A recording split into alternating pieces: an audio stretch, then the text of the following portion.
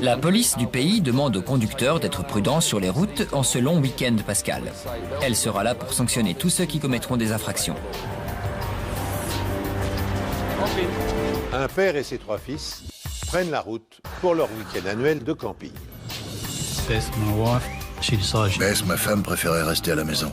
J'ai préparé la caravane et j'ai fait toutes les vérifications. Le trafic a beaucoup augmenté cet après-midi. Le nombre de policiers et de radars présents sur les routes en ce week-end de Pâques a été renforcé pour notre sécurité à tous. Une fois prêt, on s'est mis en route et on a pris l'autoroute.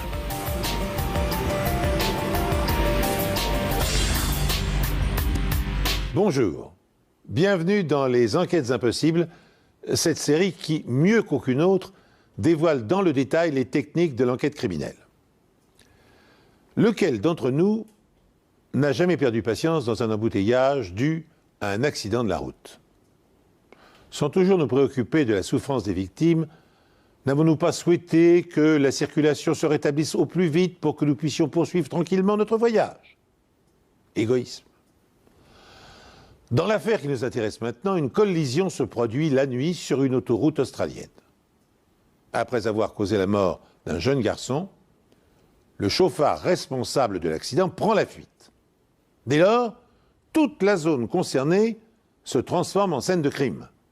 Elle est passée au peigne fin par les experts de la police scientifique et la question est la suivante, parviendront-ils à collecter suffisamment d'indices pour identifier et surtout retrouver l'automobiliste coupable? C'est ce que nous allons savoir tout de suite. Il était assez tard dans la nuit. On n'avait plus beaucoup d'essence. On est arrivé à hauteur du panneau de Violet Town et j'ai vu qu'on allait croiser la prochaine bretelle. Je cherchais la sortie et soudain, j'ai entendu un énorme bruit. La voiture a commencé à faire un virage brusque. J'ai quasiment perdu le contrôle du véhicule. Je ne savais pas ce qui s'était passé. Je ne savais pas si c'était une crevaison, ça pouvait être plein de choses. Tout ce à quoi je pensais, c'était de garder le contrôle, mais la voiture semblait agir de manière indépendante, quoi que je fasse, et elle a commencé à partir vers le bas-côté. Là-dessus, on s'est mis à faire des tonneaux qui m'ont semblé durer une éternité.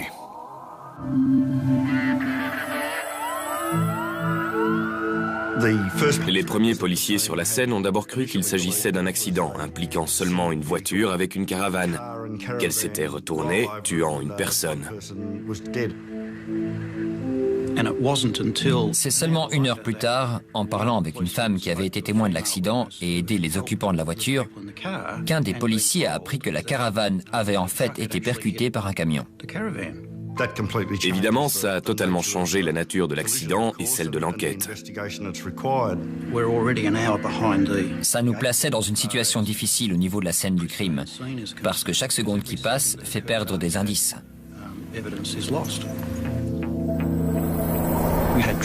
Les voitures continuaient de rouler sur la voie de droite en direction du nord, directement à côté de ce qu'allait être notre scène de crime.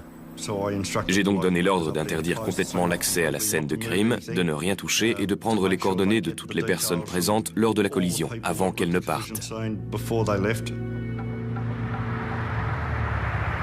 Il y avait 3 véhicules qui roulaient dans ce secteur au moment de la collision. L'un d'entre eux était à peu près 100 mètres derrière quand l'accident s'est produit. Tout ce que ces 3 véhicules ont pu nous dire, c'est qu'ils avaient vu le camion faire une embardée vers la droite, vers le bas-côté, dans un grand nuage de poussière. Et c'est la dernière chose qu'ils ont vue. Et évidemment, ils se sont trouvés directement sur les lieux de l'accident.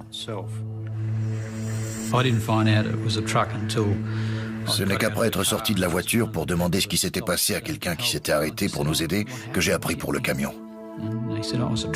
Ils m'ont dit que j'avais été heurté par un camion.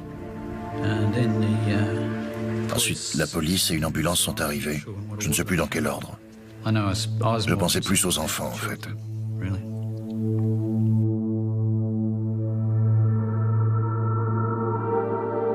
Le fils de Yann Nikki, 12 ans, est tué dans la collision. C'est seulement dans l'ambulance que j'ai appris qu'il était mort.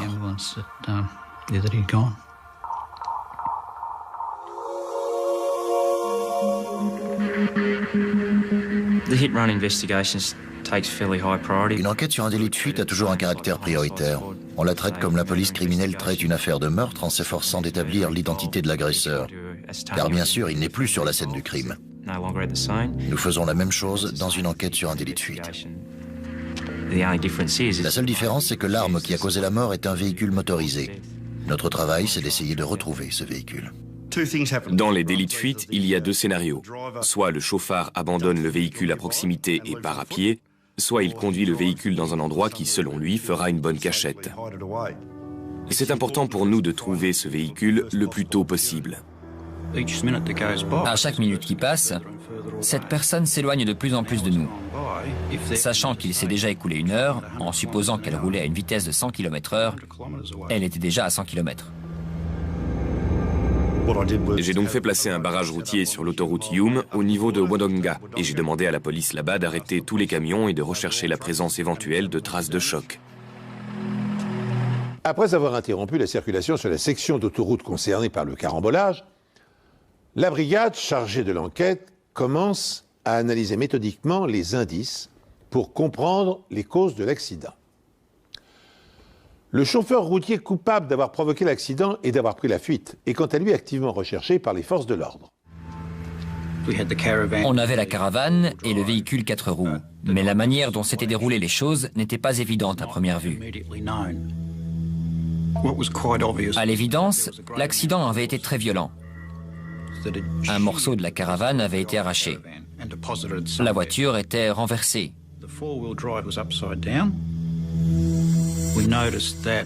On a remarqué 2 traces sur l'aile droite de la voiture. On pouvait penser qu'elles avaient été faites par le pare-buffle d'un camion d'une taille assez importante. Il y avait également eu un transfert de peinture assez important sur l'arrière de la caravane et la voiture. Quand 2 véhicules entrent en contact, peu importe le type de véhicule, il y a toujours un transfert de substance. Dans le cas présent, on avait plusieurs taches de peinture rouge sur l'arrière de la caravane et une autre sur la voiture. Ça ne veut pas nécessairement dire qu'on a affaire à un camion rouge, mais au moins on peut en déduire que le camion en question a du rouge à l'avant. C'est pas la panacée, mais c'est un bon point de départ. Dans cette affaire, des parents ont perdu un enfant. Et nous voulons autant qu'eux comprendre pourquoi. Pourquoi leur fils est-il mort? Et le seul qui puisse répondre à ça, c'est le conducteur de l'autre véhicule qui s'est enfui. Un garçon de 12 ans ne mérite pas qu'on le laisse mourir sur le bas-côté de l'autoroute.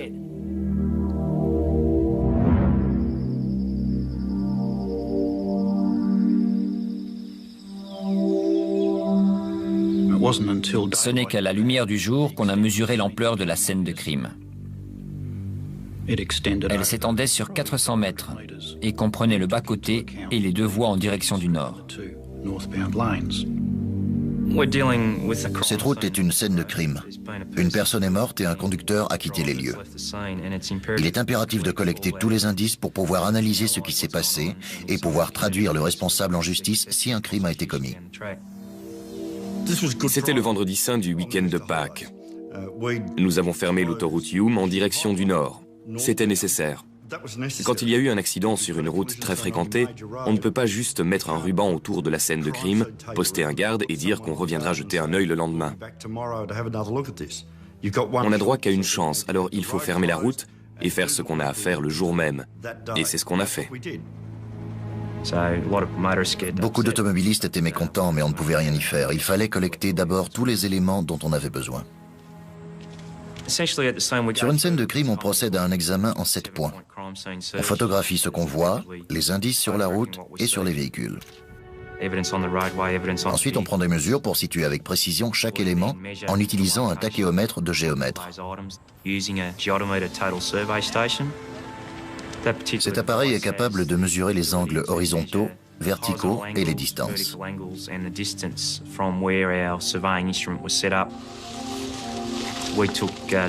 On a mesuré le frottement des pneus pour déterminer si les traces de frottement sur le revêtement étaient normales. La qualité de la route était bonne, la météo était bonne, aucun brouillard, la nuit était claire et sèche. On ne pouvait donc pas mettre l'accident sur le compte des facteurs environnementaux.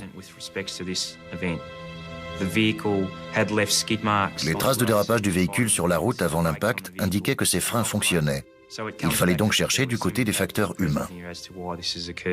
Et si la route était sèche, la visibilité et les conditions météo bonnes, la cause de l'accident est vraisemblablement d'origine humaine. Le chauffeur du camion a-t-il commis une imprudence ou a-t-il été victime d'une défaillance? Les traces de freinage sont révélatrices. Après s'être livré à de savants calculs, l'expert Peter Bellion parvient à reconstituer le fil des événements avant, pendant et après la collision. Il parvient aussi à déterminer la vitesse à laquelle roulait chacun des véhicules. En général, les pneus laissent 3 types de marques sur le lieu d'un carambolage. On avait effectivement les 3 sur la scène de l'accident de Violet Town. Le premier correspondait à des traces doubles de pneus d'un véhicule lourd. Ensuite, elles deviennent ce qu'on appelle des traces de dérapage, là où la remorque du poids lourd rebondit un peu. Les autres traces de pneus qu'on a trouvées sont les traces que laisse classiquement un véhicule lors d'une perte de contrôle. Mes conclusions étaient que le camion avait dérapé environ 26 mètres avant l'impact. Vu le début des traces de dérapage, le camion roulait selon mes calculs à approximativement 106 km/h. Le côté passager du poids lourd avait percuté l'arrière côté conducteur de la caravane. Ça leur a fait perdre le contrôle de leur véhicule et ils se sont mis à faire un mouvement de rotation vers les voies de circulation de droite en direction du bas-côté. Ensuite, les traces de pneus nous indiquaient une collision secondaire entre l'avant du côté passager du poids lourd et le côté conducteur de la voiture.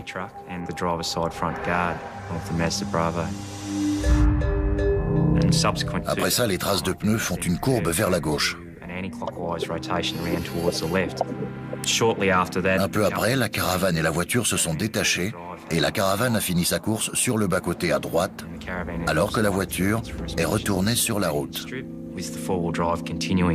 Les traces de pneus s'arrêtaient là, indiquant que la voiture avait quitté le sol et commencé à faire des tonneaux.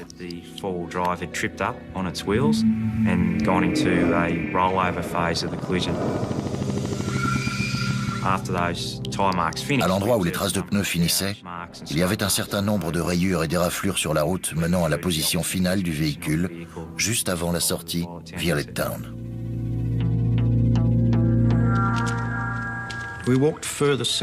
On a suivi l'autoroute à pied et on a trouvé le morceau de la caravane arraché.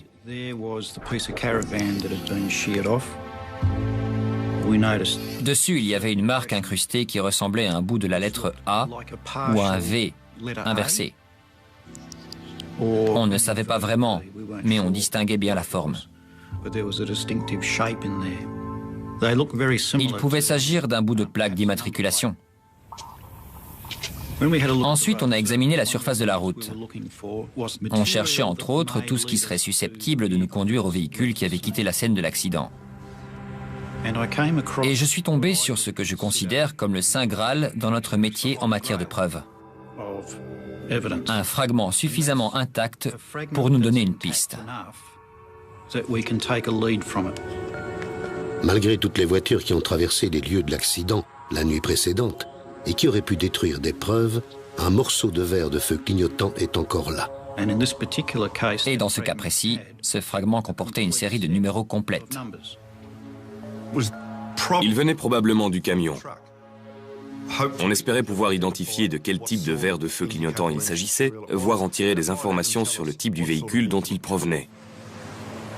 Le problème était qu'il y a à peu près 160 000 camions immatriculés en Australie.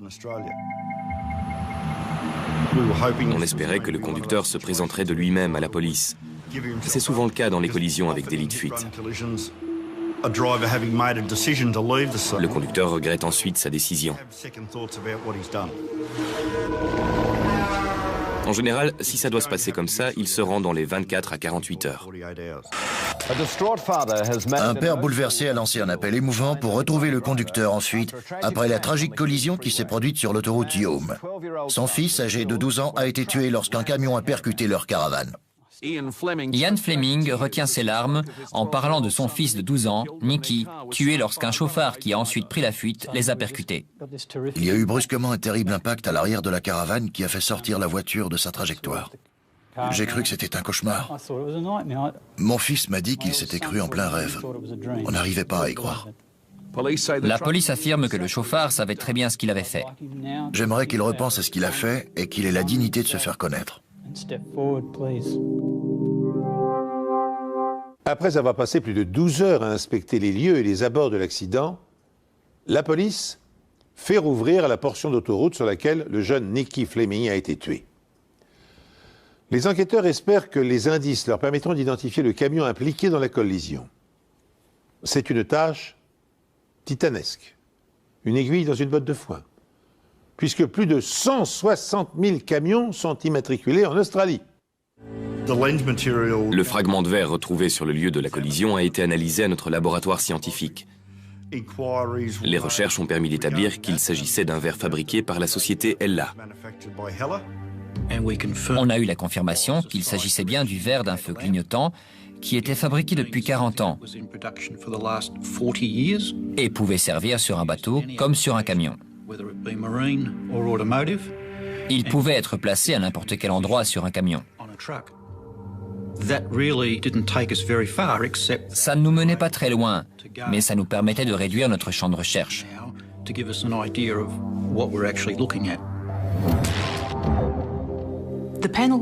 Le panneau arrière de la caravane avait été très endommagé, à la fois par l'impact et par le fait d'avoir été arraché et traîné sur la route.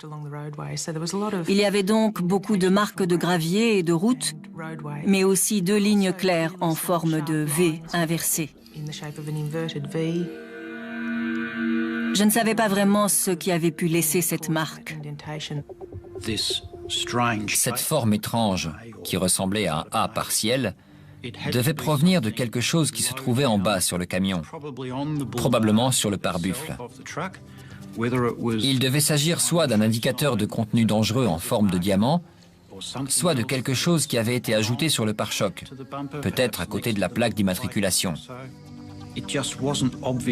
On ne voyait pas clairement ce que c'était. Il nous manquait trop d'éléments pour nous faire une idée précise.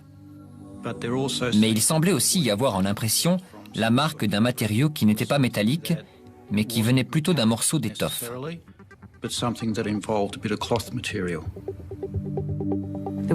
La caravane avait aussi été sérieusement endommagée par quelque chose qui s'était enfoncé dans le métal, puis en était ressorti, comme un grand boulon.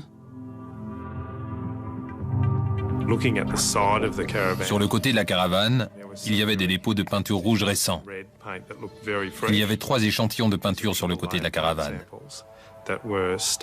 J'étais convaincu qu'on avait affaire à un camion rouge vif, mais des taches de peinture, même multiples, ont une valeur limitée tant qu'on n'a rien avec quoi les comparer.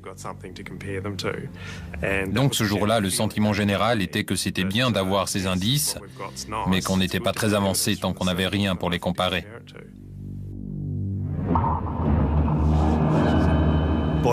Deux ou 3 jours avaient passé et le chauffard ne s'était pas rendu à la police. Le barrage routier n'avait fourni aucune information intéressante.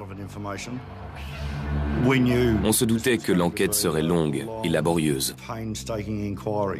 Le poids lourd ne s'est pas arrêté et la police de Victoria a entrepris des recherches sur 3 états pour retrouver le véhicule. Il s'agit d'un poids lourd équipé d'un pare-buffle. Il a probablement de la peinture rouge abîmée, soit sur le tracteur, soit sur la remorque.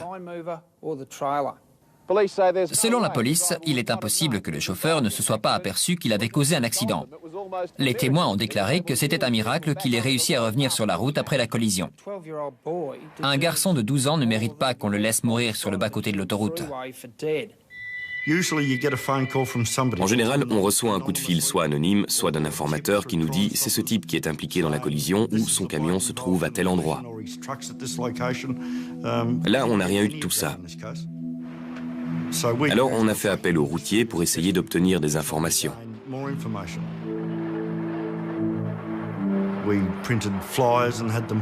On a imprimé des prospectus et on les a distribués. La plupart ont dit que s'ils savaient quelque chose, ils ne couvriraient pas ce type. Parce que c'était très lâche de percuter une caravane et de provoquer la mort d'un garçon de 12 ans et de disparaître comme ça, sans venir expliquer ce qui s'est passé.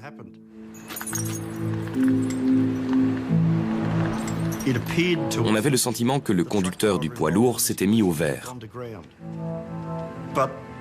Dans ce genre d'enquête, ça peut signifier la fin de l'affaire.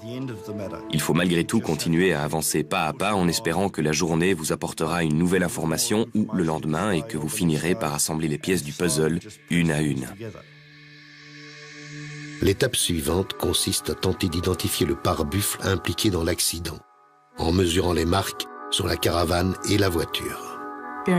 Sachant qu'il s'agissait seulement d'une partie de pare-buffle, un quart ou un tiers de sa largeur totale, notre travail consistait à essayer de retrouver à partir de là le modèle ou le type de pare-buffle capable de faire ces marques. On nous a envoyé un autre agent de police en renfort, auquel on a assigné la tâche laborieuse d'ouvrir les pages jaunes et de contacter tous les fabricants de pare-buffles. Dans l'espoir de découvrir la firme qui fabrique le pare-buffle qui équipait l'avant du camion responsable de l'accident, l'agent de police écume pendant 2 semaines les annuaires téléphoniques de chaque État australien. Pendant ce temps, l'inspecteur Karsten Schulz continue de concentrer ses efforts sur l'étrange lettre A incrustée sur la tôle de la caravane, espérant bien découvrir son origine. Ce jour-là, j'ai quitté le bureau avec comme un sentiment de culpabilité, parce que je consacrais tellement de temps à cette affaire au détriment de ma famille. Alors j'ai dit à ma femme, on va faire un tour. Je vais t'expliquer où on en est dans l'enquête. On a vu des camions, je lui ai parlé du pare-buffle. Je regardais la route et en face, dans la direction opposée, j'ai vu arriver un poids lourd à ma hauteur. Et là, ça m'a sauté aux yeux. J'avais fait faire un agrandissement d'une photo de cet étrange A. Et cette image était gravée dans ma tête. Sur le devant du pare-buffle, il y avait des protections. L'excitation de Karsten était palpable à sa voix. Il m'a dit « Ted ». Je lui ai répondu « Oui, qu'est-ce que tu as à me dire, Karsten ?» Et lui me répond « Je peux te donner la marque du camion ». Karsten Schulz est convaincu d'avoir trouvé la marque du poids lourd impliqué dans l'accident qui a coûté la vie à Nicky Fleming.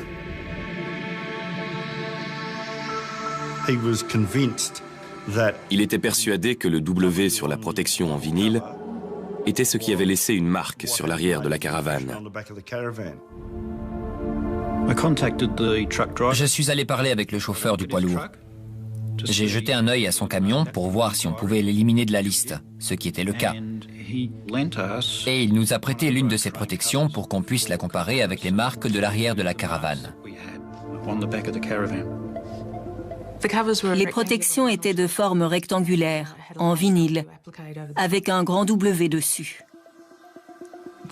Le bas du W correspondait au V inversé de la marque et la première barre oblique du W au trait à l'angle opposé qui était aussi incrusté dans la caravane. J'étais donc pratiquement sûre que c'était ce qui était à l'origine des marques, même si j'étais assez surprise que quelque chose d'aussi fin ait pu laisser ce genre de marque. L'impact avait dû être vraiment violent.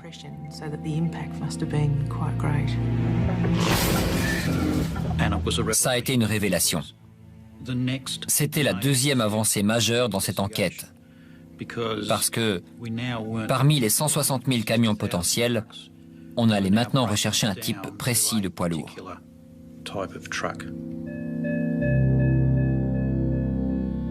Les protections font partie du pare-buffle.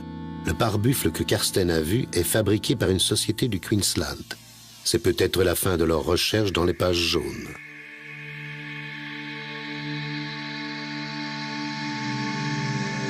King Bars dans le Queensland a reconnu le pare-buffle que nous cherchions. C'est un pare-buffle de poids lourd produit depuis 4 ou 5 ans et qui équipe le modèle 4964F des camions Western Star. Les enquêteurs voient donc confirmer leur conviction que c'est un pare-buffle comme celui-ci qui a participé à la collision. La partie du pare-buffle qui nous intéressait a été reconstituée à partir des indications de King Bar. Elle correspondait parfaitement aux marques laissées sur la carrosserie de la voiture et le panneau arrière de la caravane, où elles étaient encore plus importantes. Tout se complétait parfaitement. De plus, le boulon à œil du pare-buffle s'insérait parfaitement dans le trou fait à l'arrière de la caravane.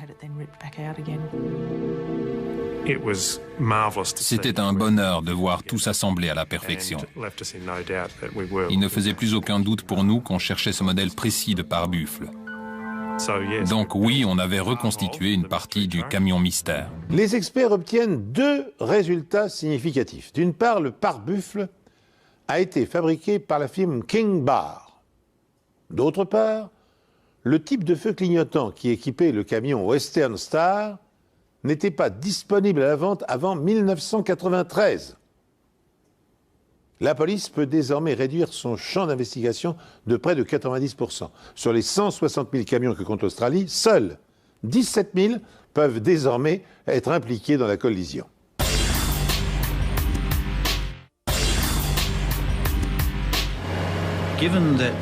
Il s'agissait d'un modèle 4964F. Sur les 17 000 camions Western Star de la liste, cela réduisait le nombre de véhicules suspects à 680. On a ensuite passé en revue les dossiers de King Bar, identifié tous les camions de la liste qui avaient été équipés d'un pare-buffle de poids lourd et éliminé tous ceux qui n'avaient pas de protection en vinyle. À la fin de la journée, la liste s'était réduite à 206. J'étais convaincu que parmi ces 206 véhicules se trouvait celui qu'on cherchait.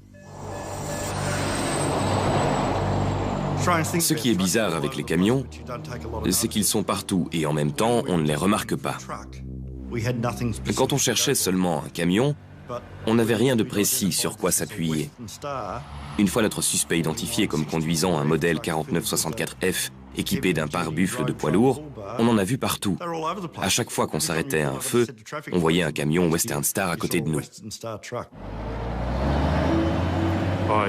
Je suis devenu très attentif à ces poids lourds à partir du moment où on a établi ce lien. Je partais en vacances avec ma mère et mon beau-père quand, après un long trajet, on a dû s'arrêter à une station-service pour faire le plein. Là, en regardant devant moi, j'ai vu de loin un camion rouge et j'ai demandé à Don de s'occuper du plein. Je me suis approché, j'ai tout de suite inspecté le pare-buffle. Je me suis baissé pour observer la barre du dessous. Elle était fendue. J'ai regardé l'emblème et j'ai vu que la peinture rouge de l'étoile au milieu était un peu abîmée. Alors j'ai fait le tour du camion et j'ai vu le feu latéral et juste à côté, il y avait des marques qu'on avait tenté de dissimuler en mettant de la peinture rouge par-dessus.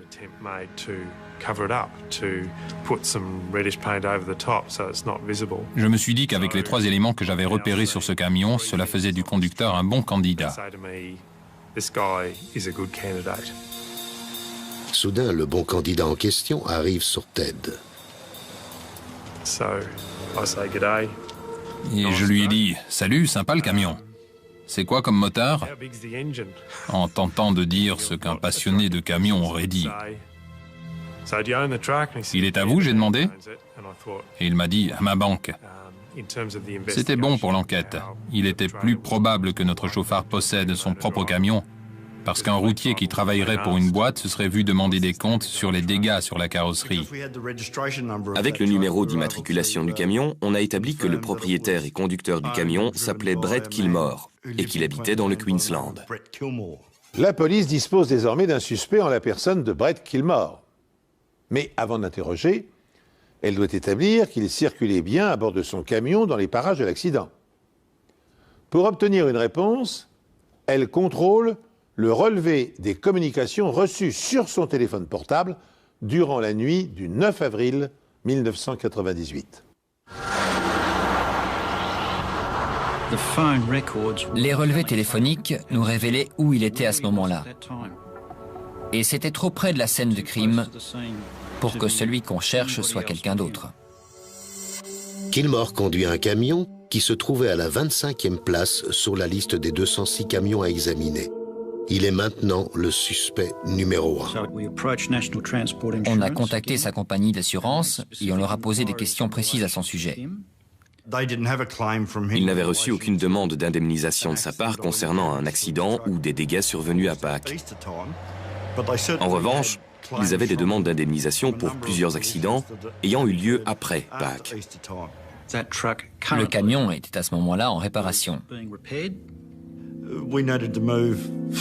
Il fallait agir rapidement si on voulait examiner ce camion avant qu'il n'y ait plus de réparation effectuée dessus. 6 mois après la collision et le délit de fuite, la police a un suspect, mais son véhicule a été impliqué dans 2 autres accidents depuis Pâques. Et le camion est maintenant en réparation. Je me suis dit que ça allait être difficile, mais que nous allions examiner ce camion sous toutes les coutures pour tenter de trouver un quelconque indice ayant un rapport avec les traces retrouvées à l'arrière de la caravane et de la voiture accidentée. Le pare-buffle du camion avait été tellement endommagé dans le dernier accident qu'il paraissait difficile pour la police scientifique d'en tirer quoi que ce soit.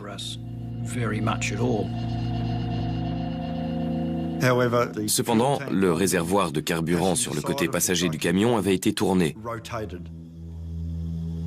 Et ce parce qu'il avait été endommagé lors de l'impact sur ce qui était alors l'extérieur du réservoir. Pour moi, c'était la preuve que Kilmore avait essayé de dissimuler les dégâts sur son camion pour que personne ne fasse le rapprochement. Mais ce n'est qu'une preuve indirecte. À ce stade, ils n'ont aucune preuve matérielle reliant directement le camion et Kilmore à la collision qui s'est produite près de Violettown. Après 2 jours, à mon grand regret, je n'avais rien qui établissait scientifiquement un lien indéniable. Mais j'avais plein de petites choses, notamment des prélèvements de peinture du camion. On a pris l'emblème blanc, le W du camion, dans l'espoir qu'un examen approfondi révélerait quelque chose de plus utile.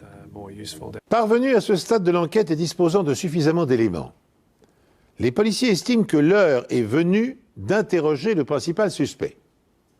Au prétexte de l'entendre sur un accident qui s'est produit en Nouvelle-Galles du Sud, ils contactent Brett Kilmore et le prient de se rendre au commissariat de Brisbane pour répondre à leurs questions. On l'a ensuite informé qu'on appartenait à la brigade chargée d'enquêter sur les accidents mortels de la route dans l'état de Victoria et qu'on voulait lui parler d'une collision ayant eu lieu le vendredi saint à Violettown. Il a commencé par dire « Quelle collision ? Je ne vois pas de quoi vous voulez parler. » Mais juste avant le début de l'interrogatoire, un revirement se produit. Il s'est renfrogné, il s'est mis à trembler et a ensuite fait le commentaire suivant « Ça fait 6 mois que je vous attends. » Et dès qu'il a dit ça, c'est devenu concret. C'était bien l'homme qu'on cherchait depuis 6 mois. Que pouvez-vous me dire au sujet de cette collision ? J'ai été accidentellement mêlé à une collision. Je dois vous demander de parler un peu plus fort, s'il vous plaît. Oui, j'ai été accidentellement mêlé à une collision. Comment vous y êtes-vous retrouvé mêlé ? J'ai tapé l'arrière de sa caravane. Vous rappelez-vous à quel moment vous avez vu la caravane pour la première fois? Quand c'était trop tard. Disons que je l'ai vue à faible distance. J'étais perturbé par des phares derrière moi.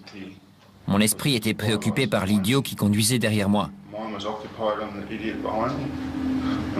Je ne lui reproche rien. Ce n'est pas lui qui a causé l'accident. Il a dit avoir été distrait durant les 5 à 10 minutes précédant l'impact par des phares très éblouissants venant de la voiture derrière lui. J'avais parlé aux occupants de la voiture en question. Ils ne m'avaient rien dit de tel. Je ne suis pas un meurtrier. J'ai essayé de l'éviter. Je pensais que j'aurais le temps de freiner et de m'écarter, mais visiblement, ça n'a pas été le cas. Pendant combien de temps pensez-vous avoir regardé dans le rétroviseur? Pendant combien de temps avez-vous gardé les yeux sur le rétroviseur avant de regarder de nouveau la route devant vous et la caravane? À ce moment-là, je cherchais à allumer mes feux de détresse. Pour moi, Kilmore paraissait chercher une explication à la collision où il n'aurait pas l'air responsable. Pour que je comprenne bien, il y a une caravane qui roule devant vous sur la voie de gauche et vous ne la voyez pas avant d'être, disons, à 20 mètres de distance. Il y avait un trou. Un énorme trou. Était-il vraiment concentré comme il le prétend sur les phares derrière lui pendant ce temps-là?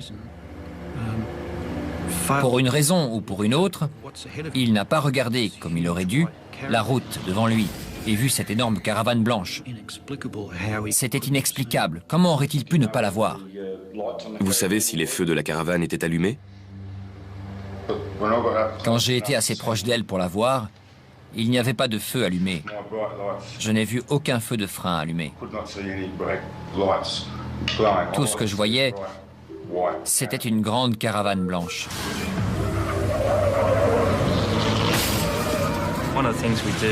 L'une des choses qu'on fait notamment dans un carambolage entre des véhicules qui roulent dans le même sens la nuit, c'est d'examiner les feux et les filaments des ampoules du véhicule qui a été embouti par l'arrière. Si les feux sont allumés quand l'impact se produit, les filaments en tungstène de l'ampoule deviennent très chauds et quand le véhicule est soumis à un impact, ce filament torsadé se déforme et devient tout distordu. Nous avons examiné ces filaments et ils indiquaient que les feux arrière de la caravane étaient allumés, donc il aurait dû les voir.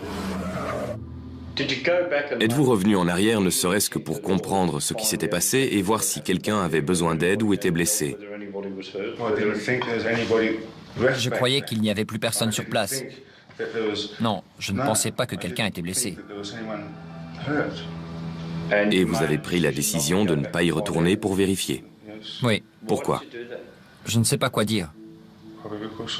Probablement parce que je ne voulais pas voir ce qui était peut-être arrivé. Étiez-vous conscient que si quelqu'un était blessé ou mort dans la collision, vous risquiez de gros ennuis? Oui. Ça vous a traversé l'esprit? Oui. Kilmore admet être impliqué dans la collision, mais il tente bien sûr de minimiser sa responsabilité en prétendant avoir été ébloui par les phares d'une voiture roulant derrière lui. Les enquêteurs ne se satisfont pas de cette explication. Ils poursuivent leur interrogatoire tandis que leurs collègues experts scientifiques continuent d'accumuler les preuves matérielles de sa culpabilité. Sous la pression ou face aux évidences, Kilmore va-t-il être obligé de reconsidérer les faits? Il semblait chercher quelque chose à quoi se raccrocher et qui pourrait expliquer ce qui s'était passé. Après près de 4 heures d'interrogatoire, la vérité émerge enfin. Prenez-vous des drogues ou des médicaments prescrits ou non? J'ai pu prendre des pilules de caféine. Elles sont donc censées vous aider à rester éveillé plus longtemps. Oui, c'est ça. Pourquoi vous prenez ça? Parce que quand vous êtes somnolent, que vous avez du retard et que vous n'avez pas assez dormi, Vous prenez ce que vous avez sous la main. Diriez-vous qu'il est difficile pour vous de conduire et de gagner votre vie sans dépasser le temps de conduite maximal autorisé? Oui, c'est quasiment impossible de gagner sa vie sans faire d'heures sup. J'ai déjà été viré parce que j'étais en retard. Je peux pas me le permettre. Par conséquent, ça pourrait être la raison de cet accident. Parce qu'à cause de votre état physique et mental, vous n'étiez plus capable de voir et d'interpréter ce qui se passait sur la route devant vous avant qu'il ne soit trop tard? Ça pourrait être la cause à 90%, je dirais.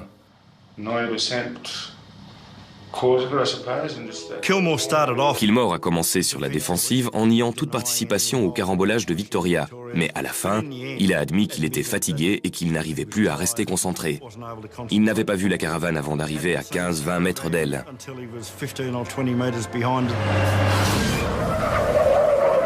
Et à cette distance, même en freinant avec le frein à main et en tentant de s'écarter, il est trop tard pour éviter la collision. Son attitude a été d'une négligence totale, à tel point qu'on peut parler d'homicide involontaire. Ce sont ses propres aveux qui nous ont incités à penser qu'on avait suffisamment d'éléments pour l'inculper de conduite dangereuse ayant entraîné la mort.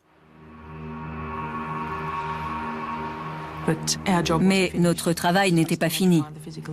Il nous fallait encore des preuves matérielles. Un témoignage se révèle souvent peu fiable ou n'a pas grand poids au procès, alors qu'une preuve ne varie pas. Elle ne change jamais dans son interprétation. C'est un fait inaltérable et une fois qu'elle est là, vous savez que vous pouvez aller au procès.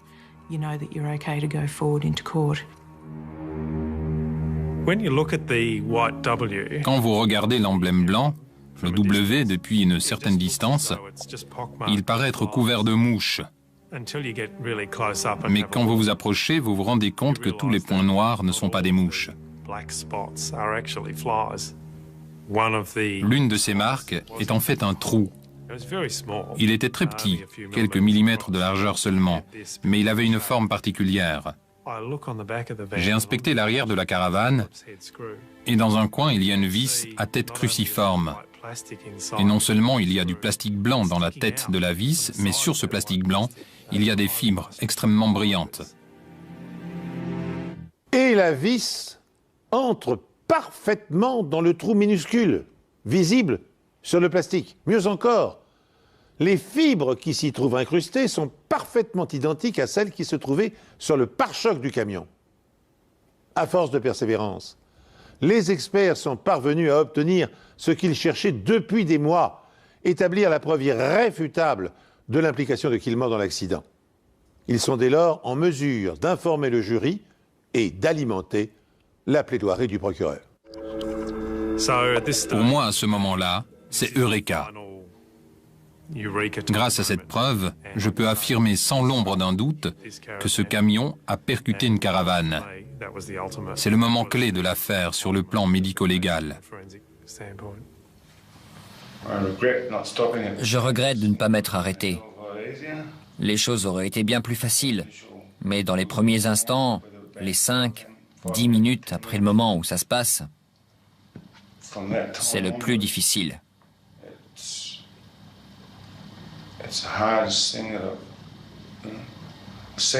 La deuxième chose la plus difficile que j'ai faite dans ma vie, c'est d'appeler ma société de crédit pour dire que je ne pouvais pas honorer le paiement.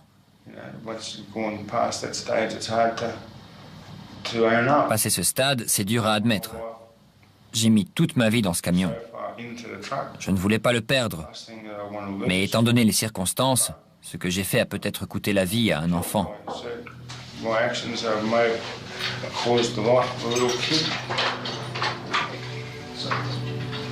Je pourrais blâmer ou montrer du doigt quelqu'un d'autre.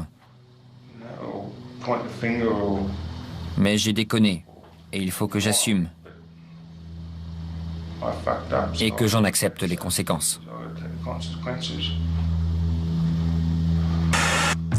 Le responsable d'un accident qui avait percuté une voiture sur l'autoroute Hume, entraînant la mort d'un garçon de 12 ans, a été reconnu coupable de conduite dangereuse. 6 mois après la tragédie, Brett Kilmore avait été retrouvé par un technicien de la police scientifique en vacances grâce à son véhicule endommagé.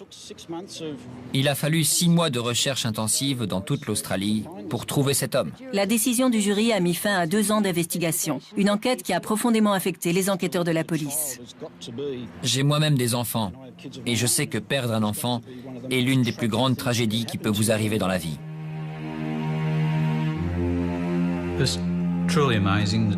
C'est vraiment étonnant de voir à quel point ils ont mis tout leur cœur et toute leur âme dans cette enquête. Ils ne se sont pas contentés de travailler de 9 à 17 heures. Je crois qu'ils en rêvaient quasiment la nuit. Ils y pensaient 24 heures sur 24.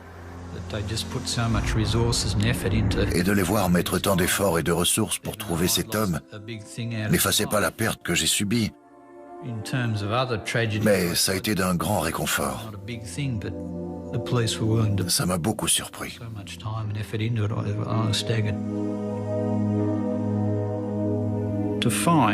Trouver la bonne personne parmi les 160 000 qu'on avait au début, parvenir à ce résultat et pouvoir amener quelqu'un devant la justice, c'est très satisfaisant professionnellement parlant.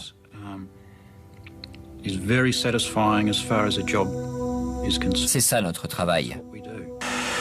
Un routier qui avait pris la fuite après avoir percuté une voiture sur l'autoroute Hume, tuant un garçon de 12 ans, a été condamné à 5 ans de prison. Aucune sentence ne fera revenir le jeune fils de Bess Fleming, Nicky. Tous les jours, je dois vivre avec l'absence de mon fils, supporter cette perte. La Cour a écouté le routier de 33 ans expliquer les pressions financières exercées par les employeurs et les délais imposés. Pour la police, c'est un verdict triste pour le secteur du transport routier. Les sociétés de transport routier imposent des objectifs déraisonnables à leurs chauffeurs. Le juge Francis Dye a déclaré que rien ne pouvait excuser la conduite criminelle de Kilmore et qu'aucune peine ne pourrait alléger la douleur des Fleming. J'espère que tous les jours qu'il passera en prison, il prendra la résolution de conduire prudemment à sa sortie.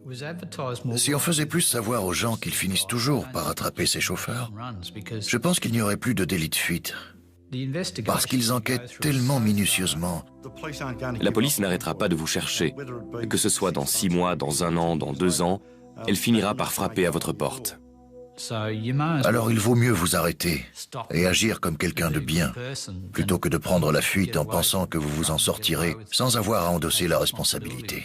Parce qu'ils finiront toujours par vous avoir. Stressé par les pressions financières, épuisé par l'accumulation des heures supplémentaires, Brett Kilmore, le chauffeur routier, a commis l'irréparable. Il a tué Ian Fleming, un garçon âgé de 12 ans. Quels que soient aujourd'hui ses regrets, ses remords, ce fardeau hantera sa conscience jusqu'à la fin de sa vie.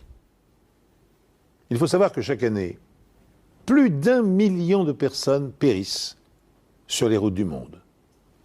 Avec 35 000 victimes, la Russie détient le triste record de mortalité. En France, même si les statistiques ont tendance à s'améliorer, 1000 accidents mortels impliquant des camions sont encore à déplorer chaque année. 85% d'entre eux étant dus à des erreurs humaines.